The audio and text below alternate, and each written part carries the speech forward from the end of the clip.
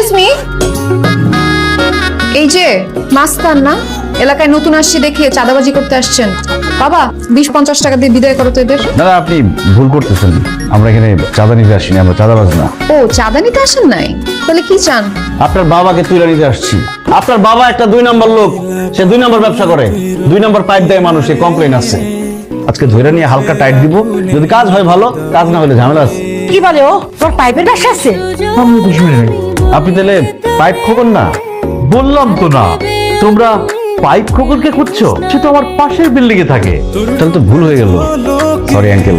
তাই ছেলেরা, ডিম খোকনের বাসায় এসে তোমরা ডিম না খেয়ে চলে যাবে, আমার তো বদনাম হবে। বাবা তুমি এটা কি বললা? ডিম লাগলে তোমার সাথে যোগাযোগ করতে বললাম মানে? পাড়া মহল্লার ছেলেরা আসছে তো, তাই একটু নিজে প্রচার করে দিলাম। আপনি আবার ভুল করে চলে আসছেন না? জি না, ডিম নিতে আসছি। গতকাল আঙ্কেল বললেন না যে ওনার কাছে ডিম সস্তায় পাওয়া যায়। এইটা আমাদের বাসা, ডিমের আড়ত না। আপনি যদি ডিম নিতে চান, বাবার আড়তে গিয়ে সেখান থেকে ডিম নেবেন, তার সঙ্গে যোগাযোগ করবেন। আচ্ছা, আপনার নাম্বারটা দিয়ে যাবেন? আমার নাম্বার? কেন? না মানে ডিম কিনতে যাওয়ার আগে আপনার কাছে ফোন দিয়ে ডিমের দামটা জেনে নিতাম। আচ্ছা নাম্বার নেন। আপনি যে আমার নাম্বার নিতে আসছেন সেটা সরাসরি বললেই হয়। কিভাবে বুঝলেন? এটা বুঝতে অনেক বুদ্ধি থাকা লাগে না, কমন সেন্স থাকলেই হয়। তুলুন। এই যে সকালবেলা আপনার নাম্বার নিয়ে কতবার ফোন করলাম, ফোন তো ধরলেন না। ধরিনি আপনার বোকামির জন্য। আপনি যে আমার নাম্বারটা নিয়েছেন, আপনার নাম্বারটা কি আমাকে দিয়েছেন? আমার নাম্বার থেকে ফোন আসলে আমি কেন কল ধরবো? ও তাই তো, আমি আর ভাবলাম এত ভাবাভাবির দরকার নাই। এখন আপনি বলেন যে আপনি আমার নাম্বারটা কেন নিয়েছিলেন, ঝটপট বলে ফেলেন। ঝটপট বলতে হবে? আমি আপনাকে ব্যাপারটা খুব সহজ করে দিচ্ছি। প্রথম দেখাতেই আপনি আমার প্রেমে পড়ে গেছেন, এটাই বলতে চাচ্ছিলেন তাই তো? আপনি কি করে বুঝলেন? এটা কোনো রকেট সায়েন্স না। শুনুন, আপনার সম্পর্কে আমার খোঁজ খবর নেওয়া হয়ে গেছে।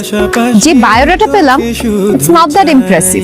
যদিও আমি যখন এখন সিঙ্গেল আছি, আপনি আমার সাথে প্রেম করতে চাচ্ছেন, আপনাকে একটা সুযোগ দিতে তো অসুবিধা নাই, কিন্তু আমার 3টা শর্ত আছে। আমি খুব কবিতা শুনতে পছন্দ করি। প্রথম শর্ত হচ্ছে, আমার সঙ্গে প্রেম করতে হলে আপনাকে অবশ্যই কবিতা আবৃত্তি শিখতে হবে। আরে কবিতা তো কোনো ব্যাপারই না, আমার তো ছোটবেলা থেকে অনেক কবিতা মুখস্থ। এই যে ধরেন, বাপুরাম সাপুরে কোথায় যাস বাপুরে, আয় বাবা দেখে যা, তারপরে ওই দেখা যায় তাল গাছ, ওই আমাদের গা, ওইখানেতে। চলবে না? না, চলবে না। আমি চাই আমার বয়ফ্রেন্ড প্রত্যেকদিন আমাকে অন্তত একটা করে রোমান্টিক কবিতা আবৃত্তি করে শোনা। কিন্তু বাকি শর্তগুলো? দ্বিতীয় শর্ত হলো, আপনি যখনই আমার সঙ্গে দেখা করতে আসবেন, তখনই আমার জন্য একটা গাছের চারা নিয়ে আসবেন।